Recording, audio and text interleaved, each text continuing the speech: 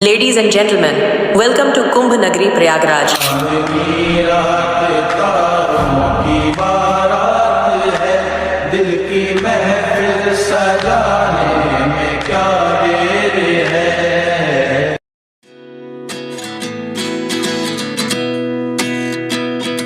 आस्था की यात्रा मौनी अमावस्या स्नान पर प्रयागराज कुंभ मेला 28 जनवरी 2025 की सुबह जब मेरे मित्र नारायण दा और उनके दोस्त ने आस्था और विश्वास से भरी एक कठिन यात्रा शुरू की।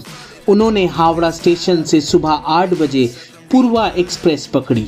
उनका लक्ष्य था मौनी अमावस्या के पावन अवसर पर संगम में स्नान करना, लेकिन उन्हें इस बात का अंदाज़ा नहीं था कि यह यात्रा उनके धैर्य और शक्ति की एक कठिन परीक्षा साबित होगा। ट्रेन को रात 9:45 प्रयागराज पहुंचना था, लेकिन जैसे जैसे समय बीतता गया ट्रेन की देरी बढ़ती गई। हर स्टेशन पर अधिक से अधिक श्रद्धालु ट्रेन में चढ़ते गए। सीटें तो दूर, खड़े होने की भी जगह नहीं बची। 14 घंटे की यात्रा 8 घंटे की देरी के साथ और भी कठिन हो गई। आखिरकार ट्रेन ने 29 जनवरी की रात 2:20 प्रयागराज जंक्शन पर प्रवेश किया, लेकिन यह तो सिर्फ शुरुआत थी।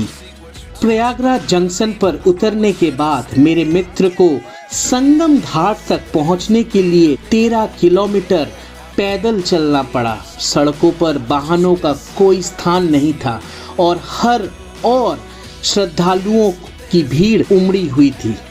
जनवरी की ठंड, भारी भीड़ और थकावट ने यात्रा को और चुनौतीपूर्ण बना दिया, लेकिन उनके अंदर की आस्था और संगम में स्नान का संकल्प हर मुश्किल को पार करता गया।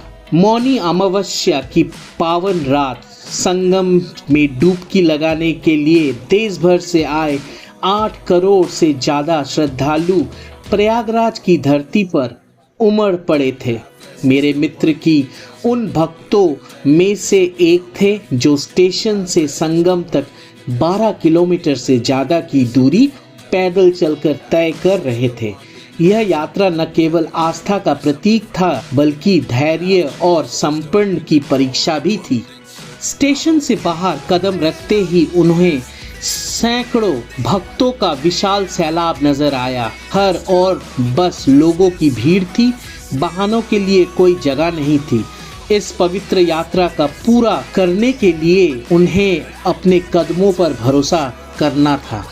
आखिरकार सूरज की पहली किरणों के साथ वे संगम पहुँचे। गंगा, यमुना और सरस्वती के पावन संगम में स्नान का अनुभव हर थकावट को दूर कर रहा था। उनके चेहरे पर शांति और आस्था की झलक साफ नजर आ रही थी, लेकिन स्नान के बाद वापसी और भी कठिन हो गई। प्रयागराज में करोड़ों की भीड़ उमड़ चुकी थी। हर ट्रेन खचाखच भरी हुई थी और कई सीट उपलब्ध नहीं थी। लोग प्लेटफॉर्म पर ही इंतजार कर रहे थे। हालांकि वापसी की राह कठिन थी, लेकिन यह यात्रा आस्था और धैर्य का अद्भुत उदाहरण थी। यह सिर्फ एक सफर नहीं था, बल्कि विश्वास और आत्मशक्ति की परीक्षा थी। मौनी अमावस्या पर कुंभ मेला की यह यात्रा हमें याद दिलाती है कि सच्ची आस्था हर मुश्किल को पार कर सकती है। यह यात्रा सिर्फ शरीर की नहीं, बल्कि आत्मा की भी थी। रास्ता तय करना इतना आसान नहीं था। हर कदम पर लोगों की भीड़ का सामना करना पड़ रहा था। कोई धीरे धीरे चल रहा था तो कोई थकावट के कारण रुकने पर मजबूर था। इस भीड़ में अपनी गति बताए रखना एक चुनौती बन गई थी। भीड़ में हर किसी के चेहरे पर थकावट के बावजूद उनकी आंखों में संगम तक पहुंचने की लालच थी। जयकारों की गूंज ने माहौल को भक्ति और ऊर्जा से भर दिया था। रास्ते में कई जगह लोग थकावट मिटाने के लिए रुक रहे थे। गर्म चाय और अलाव ने उन्हें थोड़ा आराम दिया, लेकिन संगम तक पहुंचने का उत्साह हर थकावट पर भारी पड़ रहा था। घाट के करीब पहुंचते ही संगम का पवित्र दृश्य उनके सामने था। गंगा, यमुना और अदृश्य सरस्वती का संगम उन्हें अपनी ओर खींच रहा था। ठंडी हवा और पानी की गूंज ने उनके मन को शांत कर दिया। यह यात्रा केवल कदमों की नहीं थी, यह आत्मा की यात्रा थी। संगम में डुबकी लगाते ही हर थकावट, हर दर्द मानो गायब हो गया। यह पल उन्हें जीवन भर याद रहेगा। 12 किलोमीटर से ज़्यादा की इस कठिन यात्रा में आस्था ने हर कठिनाई को आसान कर दिया। संगम का स्नान उनके जीवन का वह पवित्र क्षण था जिसे वे कभी नहीं भूल पाएंगे। यह सिर्फ एक यात्रा नहीं बल्कि एक अनुभव था, आस्था, धैर्य और समर्पणता।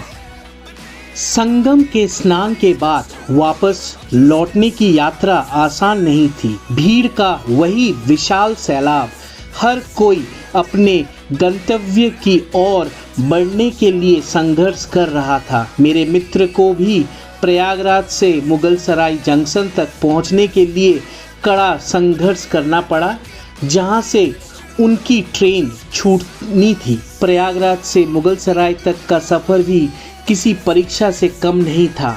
ट्रेनों की देरी, भारी भीड़ और हर जगह थके हुए लोग, लेकिन जहां आस्था होती है वहां रास्ते भी निकल ही आते हैं।